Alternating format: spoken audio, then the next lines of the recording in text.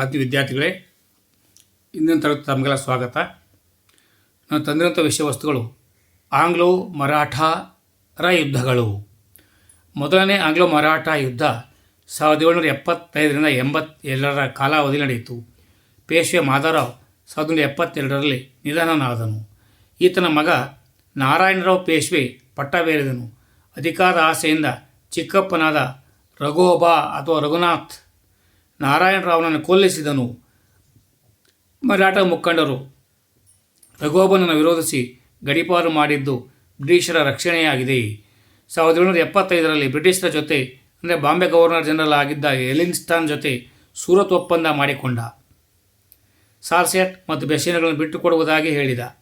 ಆದರೆ ಮರಾಠ ನಾಯಕರು ಇದನ್ನು ಸಹಿಸದೆ ನಾನಾ ಫಡ್ನವೀಸ್ ನಾಯಕತ್ವದಲ್ಲಿ ರಘೋಬನನ್ನು ಗಡೀಪಾರು ಮಾಡಿದರು.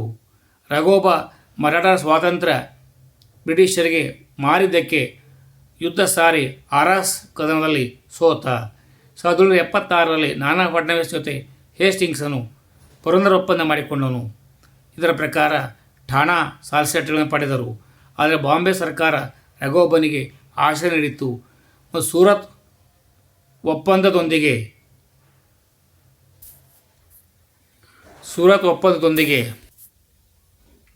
ಆದರೆ ಬಾಂಬೆ ಸರ್ಕಾರ ರಘೋಬನಿಗೆ ಆಶೆ ನೀಡಿತ್ತು.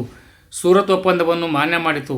ವಡಗಾಂವ್ ಒಪ್ಪಂದ ಬ್ರಿಟಿಷರಿಗೆ ಮಾಡಿದ ಅವಮಾನವೆಂದು ವಾರ್ನ್ ಹೇಸ್ಟಿಂಗ್ಸನು ಆಗ ಮರಾಠ ಮತ್ತು ಬ್ರಿಟಿಷರ ನಡುವೆ ಯುದ್ಧ ಆರಂಭವಾಯಿತು. ಇಂಗ್ಲಿಷರ ವಿರುದ್ಧ ಹೈದರ್ ಅಲಿ, ನಿಜಾಮ ಮತ್ತು ಮರಾಠ ಸೇರಿ ರಚಿಸಿ ಕೂಟಕ್ಕೆ ಸೋಲಾಯಿತು. 1782ರಲ್ಲಿ ಮರಾಠರು ಸಾಲ್ವಾಯ್ ಒಪ್ಪಂದಕ್ಕೆ ಸಹಿ ಹಾಕಿದರು. ಎರಡನೇ ಮಾಧವರಾಯನನ್ನು ಪೇಶ್ವೆಯನ್ನಾಗಿ ಮಾಡಿ ರಘೋಬನಿಗೆ ವಿಶ್ರಾಂತಿ ವೇತನ ನೀಡಲಾಯಿತು. ಮುಂದೆ ರಘೋಬ ಮಗ ಎರಡನೇ ಬಾಜಿರಾಯ ಪೇಶ್ವೆ ಆದನು. ಇವನೇ ಕೊನೆಯ ಪೇಶ್ವೆ. ಮುಂದಿನ 20 ವರ್ಷಗಳ ಕಾಲ ಶಾಂತಿ ನಡೆಸಿತು. ನಾರಾಯಣರಾವನ ವಿಧವೆ ಗಂಗೂಬಾಯಿಗೆ ಒಂದು ಗಂಡು ಮಗು ಹುಟ್ಟಿತು.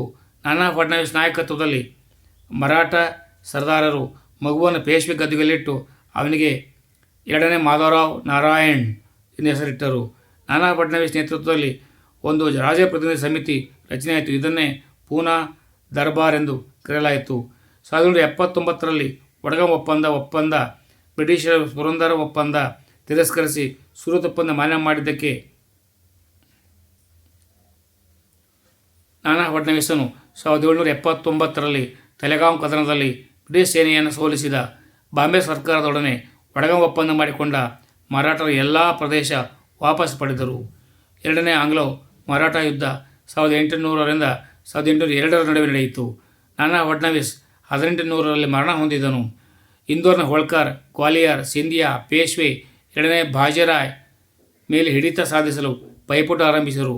1802ರಲ್ಲಿ ಹೋಳ್ಕರ್, ಪೇಶ್ವೆ ಮತ್ತು ಸಿಂಧಿಯಾ ಸೈನ್ಯವನ್ನು ಪುಣೆಯ ಸಮೀಪ ಸೋಲಿಸಿದನು. ಹಾಗಾಗಿ ಎರಡನೇ ಬಾಜಿರಾಯನು ಇಂಗ್ಲಿಷರೊಂದಿಗೆ ಬೇಸಿನ್ ಒಪ್ಪಂದ ಮಾಡಿಕೊಂಡು ಸಹಾಯಕ ಸೇನೆ ಪದ್ಧತಿ ಒಪ್ಪಿಕೊಂಡನು. ಸಿಂಧಿಯಾ, ಹೋಳ್ಕರ್ ಇದರಿಂದ ಕೋಪಗೊಂಡು ಬ್ರಿಟಿಷರೊಡನೆ ಯುದ್ಧ ಹೂಡಿ ಸೋತು ಹೋದರು.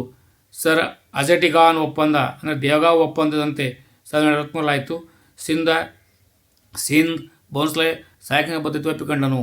ಹೋಳ್ಕರ್ ಇಂಗ್ಲಿಷರೊಡನೆ ರಾಜ್ಪುರ ಘಾಟ್ ಒಪ್ಪಂದ ಮಾಡಿಕೊಂಡ ಸಹಾಯಕ ಸೇನೆ ಪದ್ಧತಿ ಒಪ್ಪಿಕೊಂಡನು. ಬರೋಡದ ಗಾಯಕ್ವಾಡ್ ಕೂಡ ಒಪ್ಪಿದರು. ಜಾಜೋ ಬಾರ್ಲೋ ಭಾರತದ ಗವರ್ನರ್ ಜನರಲ್ ಆಗಿದ್ದನು. ಮೂರನೇ ಆಂಗ್ಲೋ ಮರಾಠ ಯುದ್ಧ 1817ರಿಂದ 1818.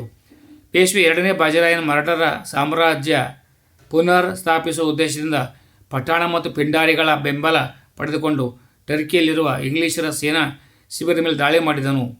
ಇದು ಯುದ್ಧಕ್ಕೆ ಕಾರಣವಾಯಿತು. ಇದರಲ್ಲಿ ಮರಾಠರು ಸೋತರು. ಛತ್ರಪತಿ ಸಾಹು ವಂಶಸ್ಥರಿಗೆ ಸತ್ತರ ಪ್ರದೇಶ ಆಳ್ವಿಕೆ ನಡೆಸಲು ಅನುಮತಿ ಕೊಟ್ಟರು. ಎರಡನೇ ಬಾಜಿರಾಯನಿಗೆ ವಿಶ್ರಾಂತಿ ವೇತನ 8 ಲಕ್ಷ ರೂಪಾಯಿ ನೀಡಿ ಬಿತೂರಿ ಕಳಿಸಿದರು. ಇದರೊಂದಿಗೆ ಮರಾಠ ಸಾಮ್ರಾಜ್ಯ ಅವನತಿಯಾಯಿತು.